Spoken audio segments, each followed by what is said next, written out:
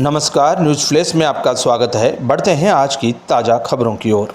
लगातार बढ़ रहे अवैध शराब के व्यापार और जिले में खुलने जा रहे सीमेंट प्लांट के विरोध में खैरागढ़ विधायक यशोदा नीलांबर वर्मा व युवक कांग्रेस अध्यक्ष गुलशन तिवारी ने प्रेस कॉन्फ्रेंस की। खैरागढ़ विधायक यशोदा नीलांबर वर्मा ने पत्रकारों से चर्चा करते हुए कहा कि खैरागढ़, छुई, खदान, गडई जिले में पुलिस तथा आबकारी विभाग के संरक्षण में खुलेआम अवैध शराब बिक रही है, जिस पर कार्रवाई नहीं की जाती। उन्होंने कहा कि जिले में जितने थाने हैं उन थाना क्षेत्रों में अलग अलग शराब के लिए तैनात है, जो आबकारी विभाग और पुलिस विभाग को हर माह कमीशन पहुंचा रहे हैं और खुलेआम बोरियों में भरकर शराब की तस्करी और बिक्री हो रही है। युवा कांग्रेस अध्यक्ष ने भी धड़ल्ले से बिक रहे अवैध शराब पर कहा कि विभाग को महीने का कमीशन बांध दिया गया है, जिसके चलते बड़े शराब तस्करों और कोचियों को छोड़ दिया जाता है तथा कार्रवाई के नाम पर छोटे मोटे 2-4 पौवा रखने वाले पर कार्रवाई की जाती है। युवा कांग्रेस अध्यक्ष गुलशन तिवारी ने सीमेंट प्लांट को लेकर बताया कि सीमेंट प्लांट के खुलने से क्षेत्र के किसानों को नुकसान होगा, जिसका विरोध पहले भी किया जा चुका, किंतु प्रशासन इसे गंभीरता से नहीं ले रहा। उन्होंने कहा कि आगे अवैध शराब और सीमेंट प्लांट के विरोध में बड़ा प्रदर्शन किया जाएगा।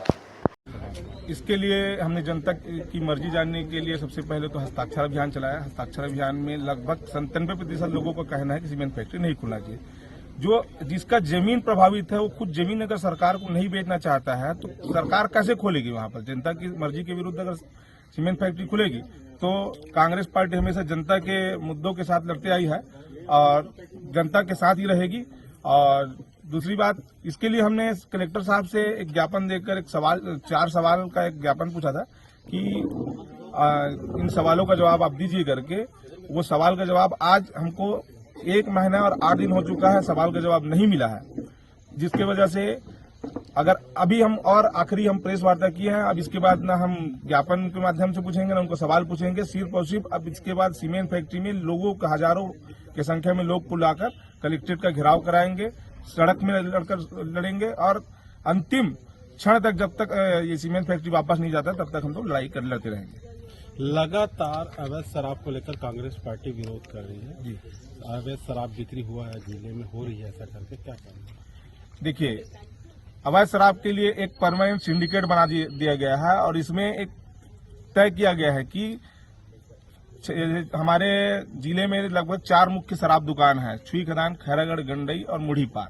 इन चारों जगहों में एरिया बांट दिया गया और थाने वाइज एरिया बांटा गया है और साथ ही थाने के साथ इस थाने क्षेत्र में आप शराब छोड़ेंगे कोचियों को, उनके लिए एक रेट तय किया गया है, टैरिफ प्लान तय किया गया है और कोचियों से भी एक रेट लिया जा रहा है कि इस रेट पर आप सीमेंट पैसे देंगे और आप शराब बेचिए। ये आबकारी विभाग को पैसा दे रहे हैं, पुलिस प्रशासन को पैसा दे रहे हैं, तभी आबकारी कुछ कार्रवाई कर रही है ना, पुलिस कोई कार्रवाई कर रही है।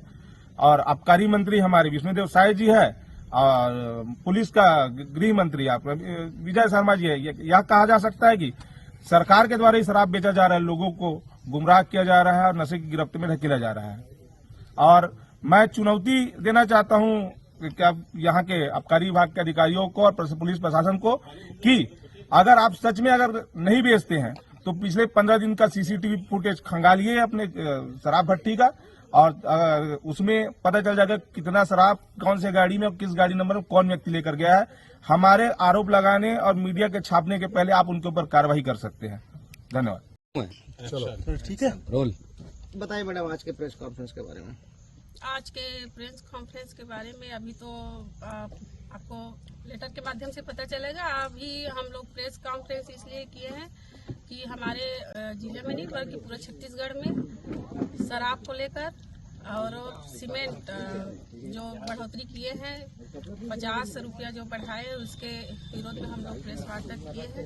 लगातार अपने पूरे छत्तीसगढ़ में जब से भारतीय जनता पार्टी के सरकार बने हैं, विष्णुदेव साय की सरकार बने हैं, लगातार अवैध शराब गांव-गांव में बहुत चल रहे हैं और बहुत बिक भी रहे हैं और हमारे युवा साथी के ऊपर बहुत बड़े अन्याय कर रहे हैं, खिलवाड़ कर रहे हैं, उनके जान के साथ खिलवाड़ कर रहे हैं। आबकारी विभाग के अधिकारी वहाँ प्लेसमेंट में काम में रखते हैं कर्मचारी को और पैसे में रखते हैं, 50,000 60,000 रुपये लेते हैं। उसके बाद में उस कर्मचारी के ऊपर दबाव डालते हैं कि तुम हर महीने हमको 30,000 दो, 40,000 पैसा दो। तो फिर वो कहाँ से लाएंगे? फिर मजबूर होकर वो गलत पकड़ते हैं और डबल रेट में दारू बेचने का काम करते हैं। और जब डबल रेट में दारू बेच रहे छोटे छोटे किसान और कोई भी जाते हैं, 1 पौवा 2 पौवा लेकर आते हैं, उसको एसपी और कलेक्टर लोग पकड़ लेते हैं और उसके ऊपर कार्रवाई करते हैं। तो हम यही कहना चाहते हैं कि मीडिया के माध्यम से हम एसपी कलेक्टर को और हमारे छत्तीसगढ़ के मुख्यमंत्री को भी ये कहना चाहते हैं कि छोटे छोटे जो किसान हैं, जो युवा है, उसके ऊपर अन्याय मत करो, बल्कि जो बड़े कोचिया है, जो कोचिया के माध्यम से गांव गांव में शराब जो बेचवा रहे हैं, उसको पकड़ो। जो एक दिन में प्रतिदिन 2 पेटी 3 पेटी शराब भट्टी से दारू लेकर जाते हैं और गांव में बेचवा रहे हैं, उसके ऊपर कार्यवाही करो। तो छोटे छोटे को लेकर आ लेते हैं। इन लोगों को इतना ही हीरो बनना है, पेपर में या मीडिया में हीरो बनना है एसपी कलेक्टर को, आबकारी विभाग के अधिकारी को, तो उनको जो कोचिया है उनको पकड़े और पकड़कर उनके साथ फोटो खिंचवाने का काम करें, बल्कि हमारे क्षेत्र के युवाओं के साथ ऐसा घोर अन्याय ना करें। और अगर ऐसे ही करते रहेंगे तो हम लोग दारू भट्टी में बैठेंगे और वहाँ पे धरना आंदोलन भी करेंगे।